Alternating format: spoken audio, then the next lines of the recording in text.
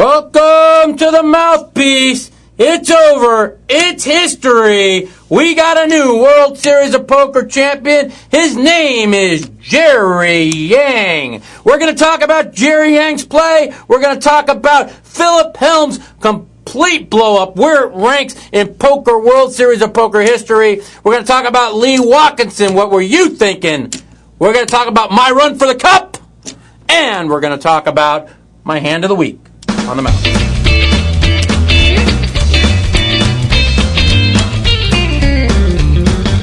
Well, here we are, ladies and gentlemen. It's over. We have crowned the 2007 World Champion of Poker. Can you say World Champion of Poker because they won a poker tournament? Congratulations to Jerry Yang. I don't know him. I don't even know how he plays. I don't even know if he played good at the final table. I heard that he played very reckless early, called a lot of big bets with marginal hands, got a hold of the chips, and played very well after that. That's what I have been told. I can't give you any other information except that. I've also been told that he is a great human being, a great man, and it couldn't have happened to a better person. I am glad to have heard that, and I can't wait to meet this gentleman and to meet him in person and hear what kind of person he is. Coming on that note, I really would like to say congratulations one more time. You beat 6,300 players. God bless you. On a second note, let's talk about the chip leader, Philip Helm, who blew up at the final table. He was heard saying that Europeans are better poker players than Americans. Well, I don't know, man. 25 million out of 100 million with 9 players left, and you finished 9th?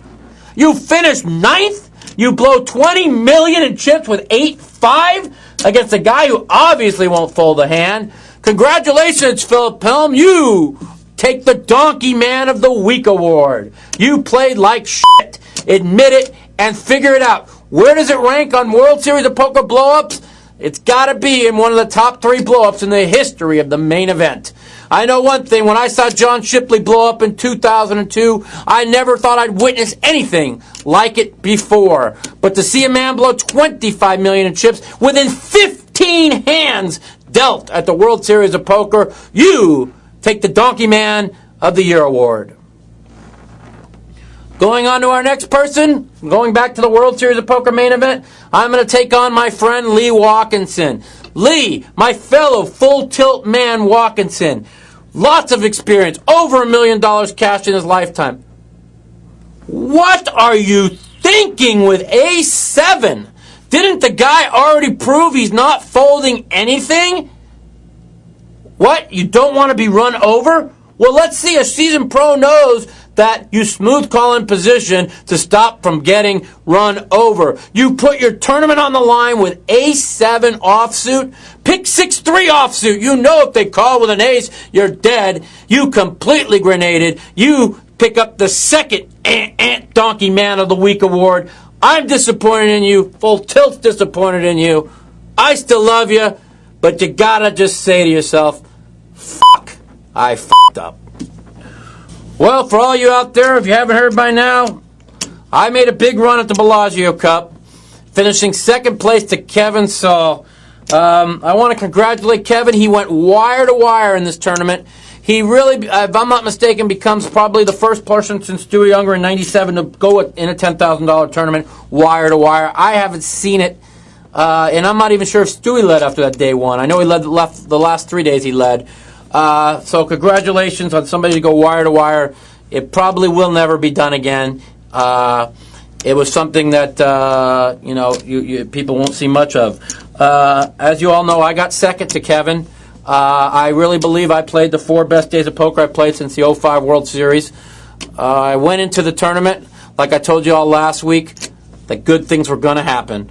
Last week I told you on Thursday after day one it was the best day of poker I felt I had ever played, and that hopefully good things were going to come out of it, that I had a good feeling, and good things did come out of it. I carried that day 1 into day 2, into day 3, and really felt that I played great poker day 2, 3, and 4.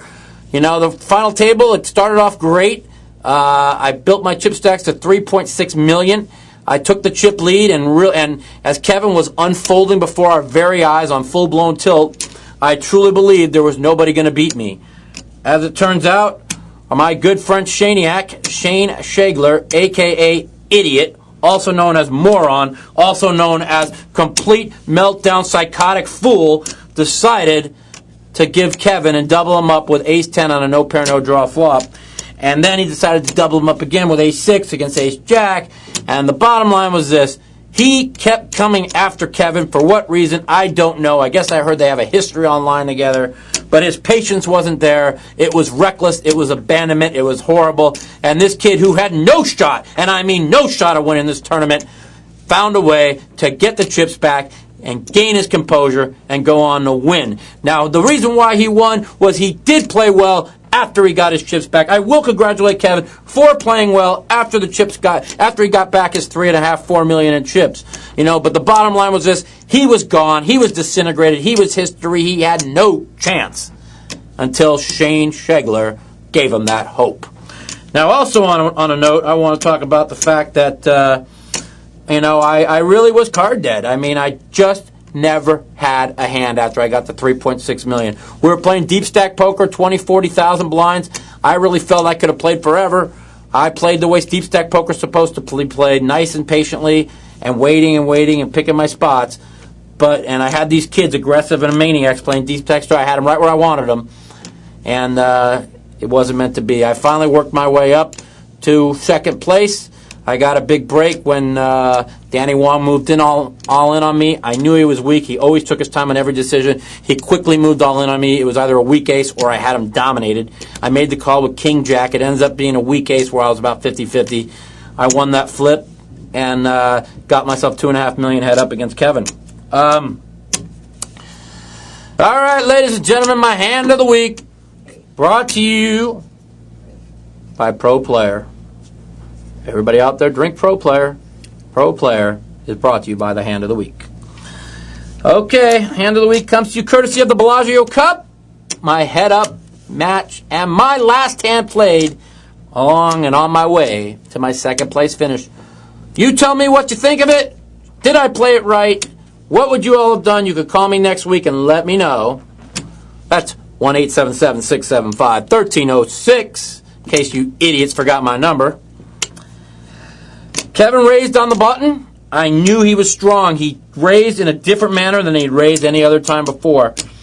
I looked back and I had 7-8 of clubs. I said, you know what? If I could flop 2 pair or something big here, I could bust him. I was positive he had a big hand.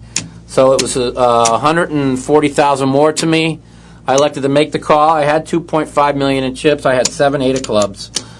I looked up. The flop came 5, 6 of clubs, 10 of hearts. I almost jumped out of my chair. I checked to Kevin, and Kevin goes, oh, I wish blah, blah, blah was here. I forgot his name now. That was his best friend. He kept saying, wanting to wait to end it, he kept saying, until his friend got there. So he basically told me my hand is huge. I said, well, you ain't going to make it to your free. You'll have plenty of time to make it till your friend gets here. And I said, I'm all in, and he insta-called as I flopped the open-end straight flush draw. He didn't like when my hand got turned over because he knew he was behind, even though he had the best hand. And he started holding his head. He thought he had me dominated, and all of a sudden I watched him. He was pretty panicked, and I was pretty happy. I was really shocked. I expected it to come. I've been saying all along I was going to win the tournament, and it came lo and behold, the 3 of diamonds on the turn and the king on the river. But even when the 3 came on the turn, I still thought I was going to win. It just didn't work out for me, and I want you guys to let me know. Do you think I did the right job shoving? Do you think I did the right job calling pre-flop, looking to catch a big flop against him when I am more of a seasoned professional and maybe could outplay him a little bit on the flop? He was very, very aggressive, raising every single hand, and I didn't know if it was going to be easy for me to chop back at that point, and I thought that if I can get to $5 million and dead even in chips with him, it would give me a better opportunity. So I'm still pretty happy with my decision, but I want to hear other people's advice on the situation. Let me know. 1-877-675-1306. I expect phone calls on the Mouthpiece next week. All right, everybody, it's time for my favorite part of the show, the phone calls. I hope we have more than last week and more than the week before. I'm sick of little amounts of phone calls. Welcome to the Mouthpiece. This is Mike. Mike, how you doing? This is Robert. I'm calling from Edgewater, Maryland. Hey, Robert. How you doing, buddy? Not bad, sir. First off, congratulations on your performance at the Bellagio. Sorry you couldn't go one step further, but Yeah, not bad after the World Series, right? Yeah, it was. I had no plans really even of playing the tournament. It was. I was so mad at how bad I played the main event that I punished myself by going down to Bellagio, and I really wanted to play well, and I played probably 4 days of the best poker I have in a couple of years, and unfortunately it didn't come out on top. But I guess you punished yourself by shoving about $400,000 or $500,000 in your lap. Yeah. I wish I could play good like that all the time. I wish I could be upset and get myself motivated like that all the time. But this was good for me, and it puts an end to what I thought was a really well played World Series for me. I just kept coming up on the short end of the stick, and now I finally got a little bit of a reward. But I'm pretty happy with it now as I look back. Sounds good. I got a question for you. Speaking of the World Poker Tour, what is the latest? Last I heard, there was this lawsuit by Greg Raymer and Andy Block and Howard Leder, among others, against the World Poker Tour, some sort of antitrust claim, and that they filed a motion for summary judgment. Yep. My question is, what's the latest on that? Has a ruling been made on that motion, and what are your thoughts on the matter in general? The latest I heard was that they were trying to reach some settlement, and that they didn't want it to go to court. I don't know much about it. The only beef I really had with the World Poker Tour was the structures, which they fixed, and the structures were so great at the last final table that I think the World Poker Tour is going to have a big season for top-notch professionals, and I really haven't heard anything really about it. My take on the situation was, even if I thought they might have been right, I didn't feel it was a time to take it to that level, so I didn't get involved. So I really don't have an opinion on the matter. Sounds good. Well, anyway, again, congrats on the Bellagio. Hope you finish. Hope you have a good second half of the year. If it's as good as the first half, I'll be happy. So far, it's been a pretty good 07. That's good. All right, take care. Take care, buddy. Bye-bye. Bye-bye. Welcome to the Mouthpiece. It's Mike. Mike. Yep. This is Kevin from your MySpace page. How you doing? Hey, Kevin. How you doing, buddy? Pretty good. Laid up, but you know how it goes. Yeah. What's been up? All right. I do have a legitimate couple of questions for you, though. You get one. Okay. One will do. Well, do you ever play the satellite tournaments to get into a big tournament, and what kind of strategies do you employ? I used to play satellites a lot before I had sponsors that put me in, but satellites I used to do really well at. Actually, I used to probably win 50% of them, maybe even 40%. At least 50% of them. So it was always positive EV for me. The satellites are good if you're a good all-around poker player. Okay. I just wondered. I mean, did you do anything special in them? Play really aggressively, hyper aggressive. Best way to play satellites is real tight till like three. They started 10-handed till like 4 people went out. You get to 6-handed. You get aggressive in the middle, and it depends on how many chips you got, and then kind of chop them away head up. So nobody understands, like in a 10-handed satellite, you always play really, really tight till like 4 people are out, and then you make your move. So that's how I always played, and I always did well. Because I'll hopefully hit a couple of those when Caesars makes it back to Indiana in October. So. Well, let's hope so. Well, I appreciate the call, man. Call anytime. All right, appreciate it, Mike. You got it, bud. Ho, ho, ho, and a bottle of rum. Welcome to the Mouthpiece. Hey, Mike, what's up? What it be, bro? Dude, I want to congratulate you on your second place at the Bellagio Cup there. Second place sucks.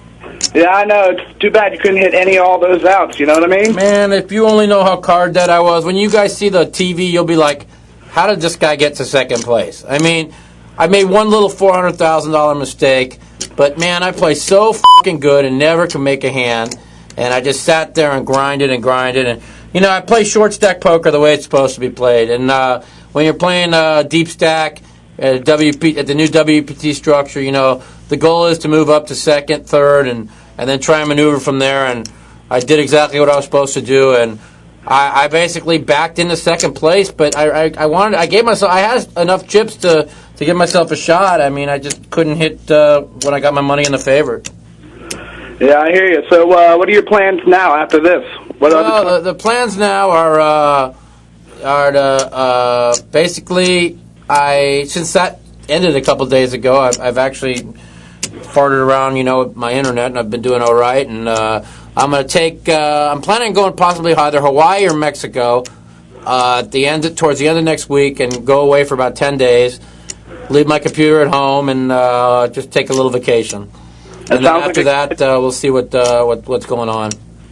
All right, just wanted to congratulate you. Hey, I appreciate the phone call, man. Call anytime. No problem. All right, later. Later.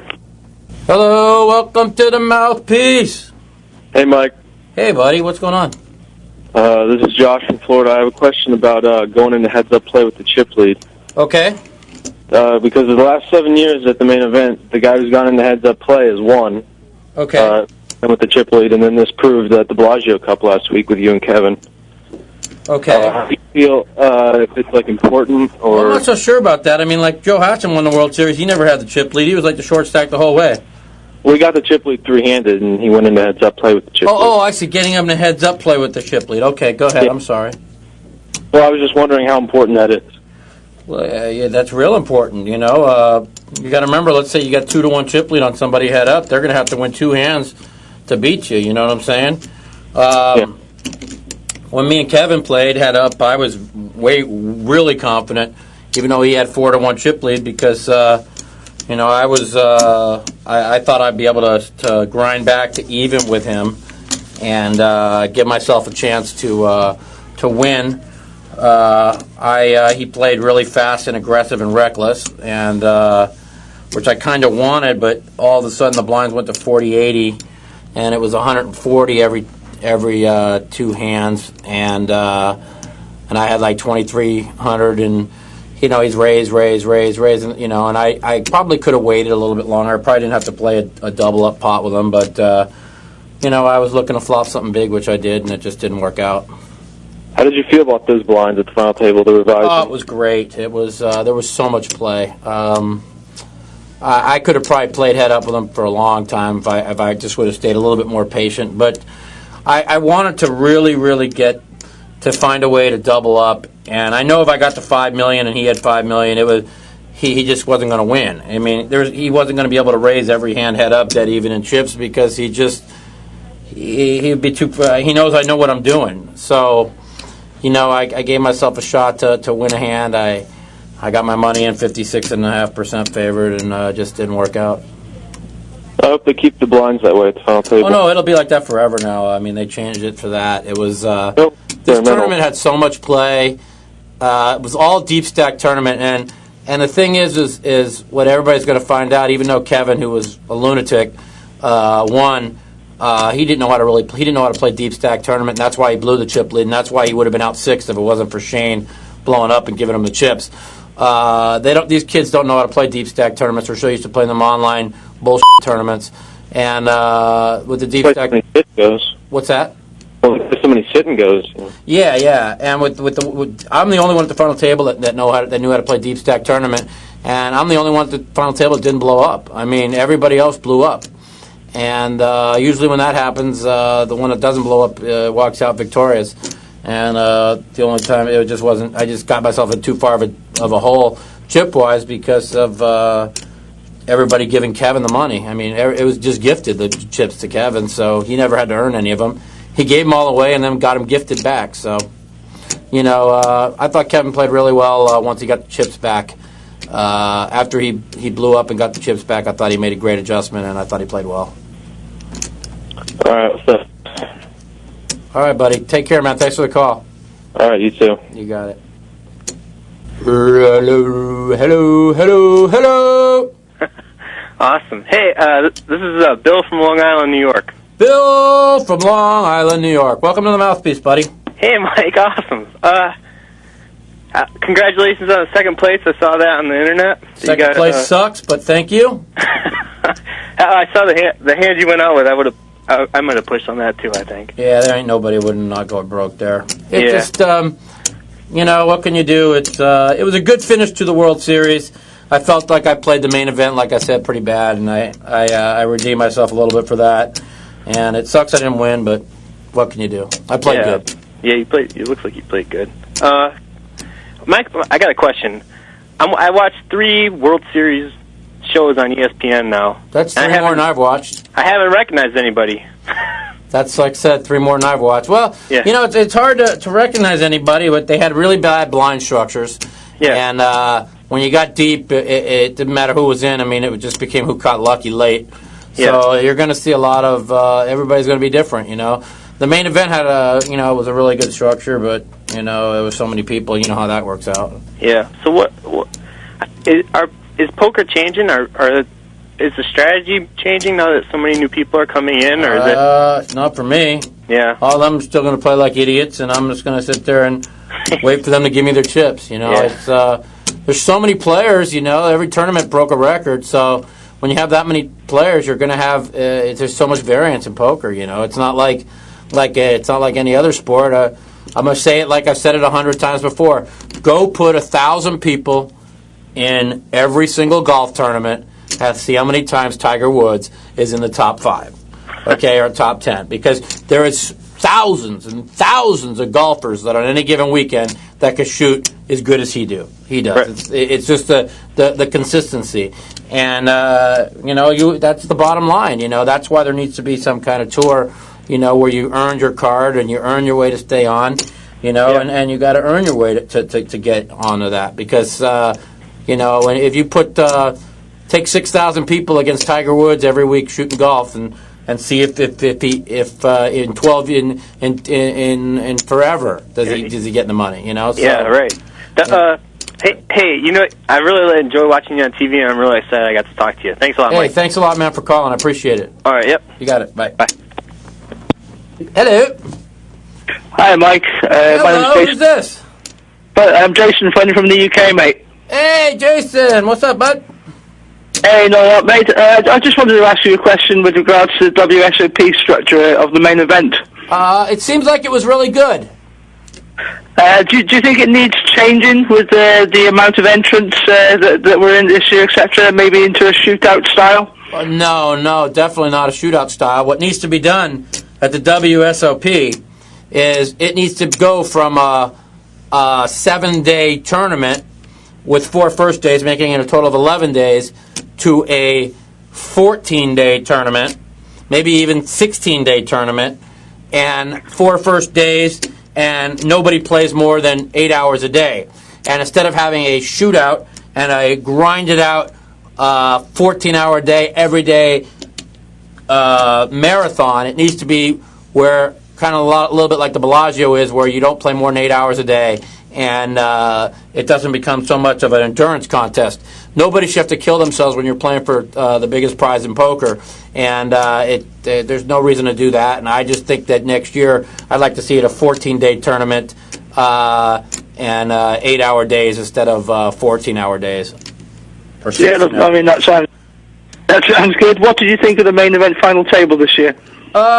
Honest to God, I really didn't watch much of it. I got up when there was like 5 people left, and I was reading the blow-ups that I saw. I mean, the chip leader going in with $25 million in chips, he could have folded his way to probably second place, and he could have maneuvered. I don't understand what goes through a man's mind to blow off $25 million in chips in 15 hands. Yeah. And then I was real disappointed with Lee Watkinson's play. He's been around, he's been a professional for a long time.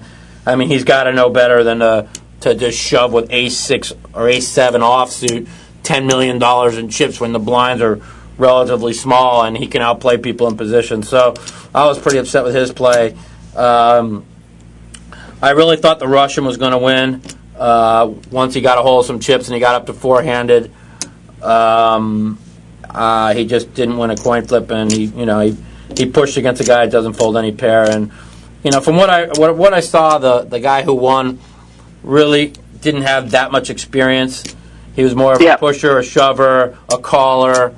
From what I heard and from what I've seen, he doesn't seem like that great of a player. But I'll also say that he seems like a very good human being and a very good person, and that is good for poker. Yep, I agree. Yep. So, one final question, if I may. What's that? One final question, if I may. Sure. Yep. Do you think that the current status of online poker is detrimental to the professional game? No. I think that it's going to get I think online poker is going to be fine.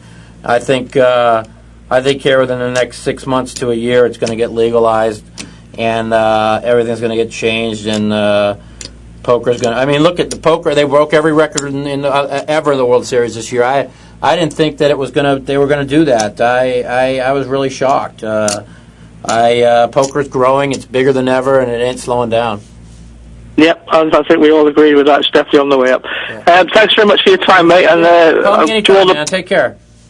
Yeah, you take care, man. You got it, buddy. Cheers. Bye. Hey. Welcome to the Mouthpiece. Who's this? What's up, Mike? How you doing, buddy? What's up, dude? What are you doing? I'm just hanging out. Yeah, who's this? My name is Boris, calling from Jersey. Boris from Jersey. I have a question for you. I was watching Philip Helm the other day on during the pay-per-view event. God, you really want to claim that you watched that guy? I didn't watch him, but I can only imagine losing 15 million in chips or 25 million in chips in 15 hands. Yeah, I thought he was an idiot, but he said something really stupid during his interview. They asked him if he thinks that European players are better than Americans, and he was like, "Yeah, of course we're better." Yeah, of course they're better than Americans. American players dumped through 25 million in chips in 15 hands, playing for the biggest prize in poker. Yeah, of course they're better. So, I mean, he's so stupid. He's talking about how aggressive they are. Meanwhile, he just lost all. Well, let me chips. explain something to you. Aggressive. Line me up with 8 of them fucking aggressive morons, and let's see who gets the money. None of them know how to play poker. They're just raise, shove, raise, and all you have to do is limp trap or call a raise behind a raiser or limp behind a limper and trap them. They know nothing about poker. They're going to see now that all these tournaments are deep stack and it's the World Poker Tours are all deep stack final tables. We're going to see how good the Europeans are. Yeah. Obviously, we have a lot of donkeys here because 1 out of 2 American males plays poker. It's so obvious we're going to have a lot of bad players. But per capita, you can't even come close. American player. Well, first of all, there ain't many people that even know how to play. But the ones that do know how to play, the ones I respect the most are all Americans, and I'll stake the top 5 American no limit hold'em players against any 5 that they want to pick or any 10 they want to pick.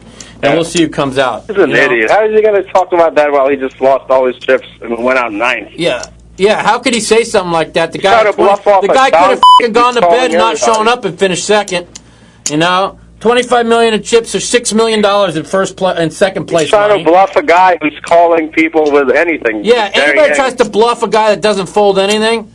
Yeah, what is Lee Watkinson thinking? What is wrong with that guy? How is he going to try to move all? He's going to call him with even King Queen, and does he want that call? I never folded anything. You know, I didn't really watch much because I wasn't going to get the pay-per-view to give Harris any more money that we don't get any piece of. So I have this thing of letting Harris just rob us anymore. So I didn't buy the pay-per-view, but I went down there and saw a couple. Did you hear about that?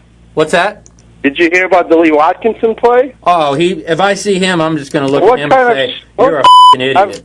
What do you? How do you push all in there? Even if he calls you with King Queen or something, which he's not going to fold to you, do you really want a coin flip right there? Why is he doing something like this against a guy that doesn't fold a hand? Yeah, what are you doing? What are you doing against? First of all, you're a good player. You can outplay people in position. Why are you gambling there with Ace-7? What is wrong with you? You have to understand too. There is a lot of pressure at the TV final table for people that haven't been there, so that makes a little bit of a difference. So I do give people a little leeway. Like the worst play I've ever seen, I think, out of a solid player like that. Yeah, well, you know, Lee is the type of person. He's a solid player, but he's also the type of person that likes to make plays like that. And but it's not in that spot against this idiot. How do you make that play? Well, you know, it's easy. I don't want to knock Lee because I've blown up so many times in my life, and people say, "God, how does Mike do something like that?" Like when they see the TV. Yeah, but you're not going to make that play against that guy with Ace-7. I don't care what anybody says. I'm definitely not. I'm going to fly call, and then he's going to bet the flop, and I'm going to call him, and then I'm going to take the pot from him. Well, and he's talking about I wouldn't be able to live with myself if I let this guy push me around. What kind of bullshit around. Well, that's the big. I don't want to go in and tell people how to teach people how to play, but that's the big misconception of poker. Yeah, if a guy's pushing you, nobody understands. If a guy's pushing you around, you don't come over the top of them in this day and age of poker. You just flat call them in position, and they bet the flop. You call behind them, and let's see them fire another bullet. You could take the pot from them without ever having to risk any chips and get pushed around. It's a big misconception of poker, and they'll figure it out one day. You're not there to teach them, right? I'm not there to teach them, man. I brought my A game for 4 straight days and got second and should have got first. So yeah, I know when I bring the A game how much better I played than everybody else, and I'm not about ready to start teaching them. All right, Mike. Thanks for the call, man. Give you a shout out. Yep. Later. All right, bro. You are our last caller of the day. Welcome to the Mouthpiece. Welcome to the Mouthpiece. That's what I want to hear. Who's this? Adam from New York. How are you? Adam, you are here. Adam from New York. I'm glad I made it, and I was had a good question for you. I appreciated your love fest with Phil Hellmuth a couple of shows ago, or a few shows ago. Phil's a great guy. He's a fucking idiot, but he's a great guy.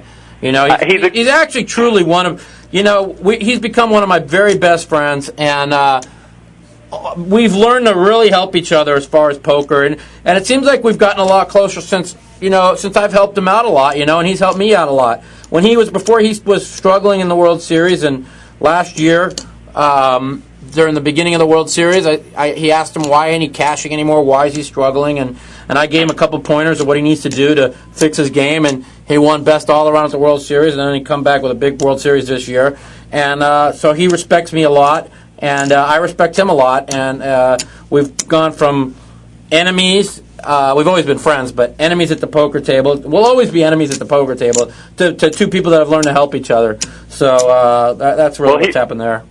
Here's my question. I mean, there's no doubt he's a great tournament player, and there's no doubt, one of the best, one of the greatest, all that fun stuff. But and there's no doubt that he has a little bit of an ego. But why is it that he is? Why is it that he is such a fish when it comes to playing, regular poker? And honestly, they were laughing at. I mean, they were literally laughing at him on the High Stakes Poker Show. Well, that one show he didn't play so good. But when you see High Stakes 4 come out, don't tell me how. Let's see who laughs at him now. He won a lot of money. He was probably the best. He played good. I'll tell you something about Phil. I sat with him in the 2-4,000 game.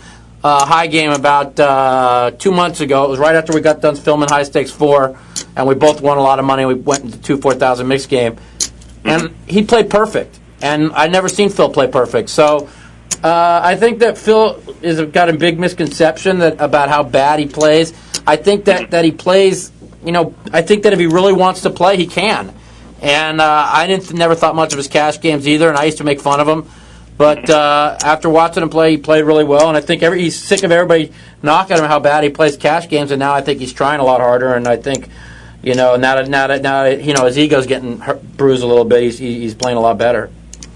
But there's such a difference in watching a player, and of course I've never have played with these guys, and they would crush me, of course. But watching on TV in high stakes poker, for instance, right. Watching the difference between a Barry Greenstein and a Phil Hellmuth in just professionalism and all that fun stuff, and it just looks like he has no chance with these guys. Well,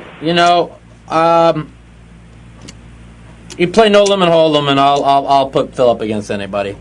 As long as he wants to win, if it's on and he's out and he's not like in the middle of signing some big Phil Hellmuth deal or something, and he just wants to win. He plays pretty darn good. But doesn't everybody want to win? I mean, I know you want to win. Not really. I don't want to win half the time. I don't give a shit. I need to be broke and down and out to have to play good to win. So, a lot of people, when they got a lot of money, they don't give a shit if they win or lose. So, it's kind of tough to be motivated, and just like this last tournament, I got second, and I was pissed how bad I played the main event, so I motivated myself to play good, and I did good. Okay. All right, buddy. Well, thanks for the call. I appreciate you taking the call and love the show. So call me anytime, man. Take care. Later. That's about it, ladies and gentlemen. You've been here with me, Mike The Mouth Matusow, for another episode of The Mouthpiece. The World Series is history. Thank you. Thank God it's over. The Bellagio Cup, it's history. I'm history. We're history. See y'all later.